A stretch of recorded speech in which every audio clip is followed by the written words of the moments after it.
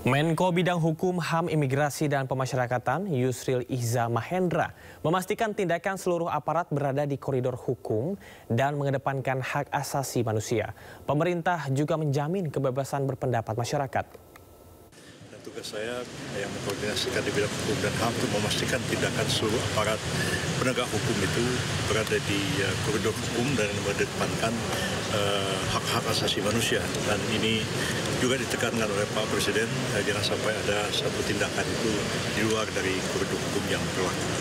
Rakyat tidak perlu merasa takut, merasa khawatir ya, karena pemerintah menjamin kebebasan masyarakat untuk rakyat untuk menyampaikan aspirasinya, menyampaikan pendapat, ungkapan perasaannya melalui unjuk rasa sepanjang itu dilakukan dengan damai.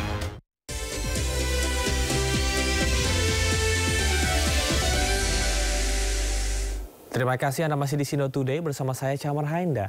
Kondisi memprihatinkan dirasakan para siswa dan guru di Sekolah Dasar Negeri Tegal Benteng, Kabupaten Bogor, Jawa Barat.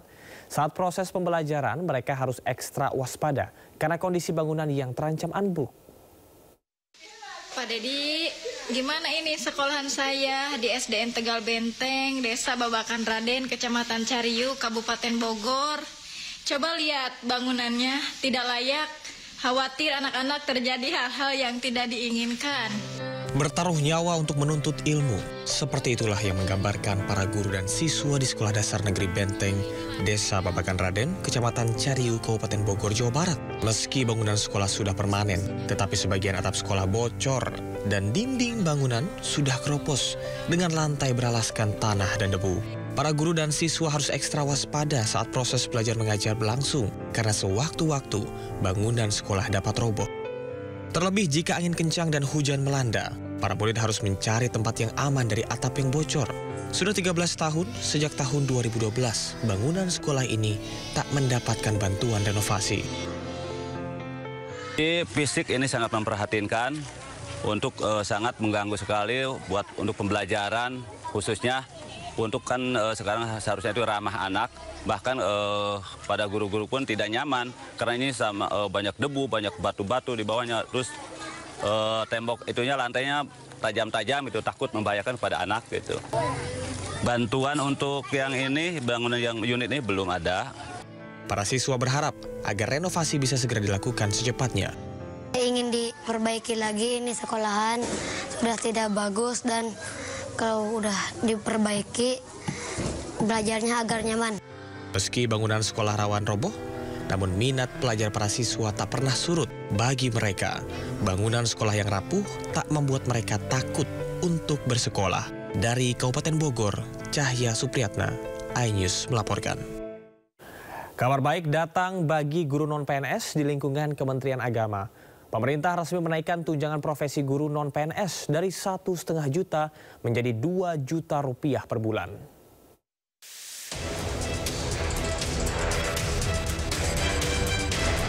Pemerintah resmi menaikkan tunjangan guru non-PNS binaan Kementerian Agama dari 1,5 juta rupiah menjadi 2 juta rupiah. Kebijakan ini disampaikan oleh Menteri Agama Nasaruddin Umar saat acara doa bersama ASN Kemenak pada Jumat 5 September 2025. Di balik kemuliaan profesi itu, guru tetap manusia yang membutuhkan kesejahteraan yang layak. Ya, pemerintah melalui Kementerian Agama yang saya pimpin sekarang ini terus berkomitmen untuk memperjuangkan hal tersebut dengan berbagai langkah. Tahun ini ada kenaikan tunjangan profesi bagi 227.147 guru non-PNS sebesar Rp500.000 per bulan. Tunjangan yang semula hanya 1,5 juta rupiah per bulan menjadi 2 juta. Menurut Menak, keputusan ini merupakan bentuk apresiasi pemerintah atas dedikasi para guru yang selama ini berjuang mencerdaskan generasi bangsa meski statusnya bukan aparatur sipil negara. Data Kemenak mencatat sedikitnya 227.147 guru non-PNS akan menerima kenaikan tunjangan ini. Tambahan 500.000 setiap bulan ini diharapkan bisa membantu meringankan beban kebutuhan hidup sekaligus meningkatkan semangat kerja para guru. Tim Liputan iNews melaporkan. Menteri Pertanian Andi Amran Sulaiman angkat bicara terkait dengan lonjakan harga beras yang terjadi sejak beberapa waktu lalu. Amran menyimpulkan kenaikan harga beras kali ini bukan karena produksi yang kurang, melainkan karena adanya anomali atau kejanggalan di pasar.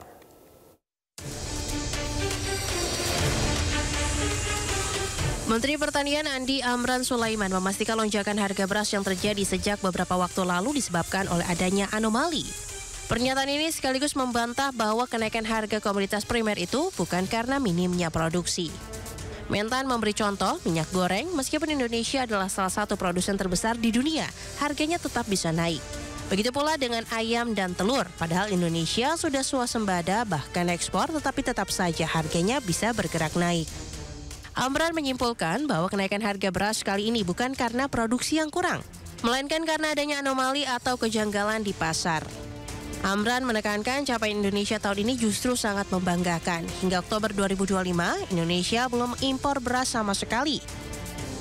Swasembada kita ekspor. Artinya ini ada anomali. Anomali ini kita perbaiki bersama. Oke. Caranya memperbaiki, kalau khusus beras, itu kita operasi pasar besar-besaran. Kemudian kita fokus pada daerah yang harganya tinggi. Itu dilakukan oleh Bulog, Bappenas, Kementerian Perdagangan, dan Kementerian Pertanian. Padahal tahun lalu, impor bisa mencapai 3 hingga 4 juta ton. Penasihat hukum keluarga ADP yakin diplomat muda Arya Daru Pangayunan tewas akibat pembunuhan berencana. Dan berikut perbincangan Lukman Hanafi dengan penasihat hukum keluarga ADP, Nikolai Aprilindo. Berarti semakin optimis bahwa ini adalah bukan tidak melibatkan orang lain, tapi ini melibatkan orang lain atau ada unsur pidana, berarti semakin optimis ke sana. Ya, saya akhirnya menarik satu kesimpulan dari berbagai informasi yang saya dapatkan bahwa kematian almarhum Arya Daru Pangayunan ini adalah kematian yang diakibatkan oleh pembunuhan. Pembunuhan, bahkan bukan hanya pembunuhan berencana. Pembunuhan berencana ini. Jadi pembunuhan berencana. Sehingga dengan sedemikian rapinya, secara profesional, oleh orang-orang yang mempunyai keahlian khusus, hal ini dilakukan untuk melenyapkan nyawa almarhum. Jadi sekali lagi saya katakan ini masuk kategori pembunuhan berencana. Itu. Ya, semoga pihak penyelidik, pihak kepolisian dapat segera mengungkap kasus ini secara terang benderang dan menangkap pelakunya. Menangkap, dan saya yakin pihak kepolisian sudah mengantongi. Cuman mereka masih mengumpulkan berbagai informasi lanjutan lagi untuk bisa menjurus kepada 1-2 orang yang mengarah kepada pembunuhan itu. Baik. Saya yakin kepolisian pasti sudah punya data untuk itu. Tetapi mereka belum mau mengungkapkan karena masih dalam proses penyelidikan. Kenapa saya katakan gitu? Pernyataan terakhir pada konvers itu dari di Reskrim masih membuka. Kalau ada informasi-informasi dari masyarakat, mereka menjadikan sebagai bahan. Jadi ada yang sudah dipegang oleh pihak kepolisian, tapi pihak kepolisian masih membutuhkan penguatan. Penguatan dari masyarakat. Penguatan dari informasi-informasi sehingga pada titiknya nanti mereka akan melanjutkan penyelidikan ini dan mereka akan menyimpulkan, dan saya yakin kesimpulannya nanti akan pembunuhan berencana.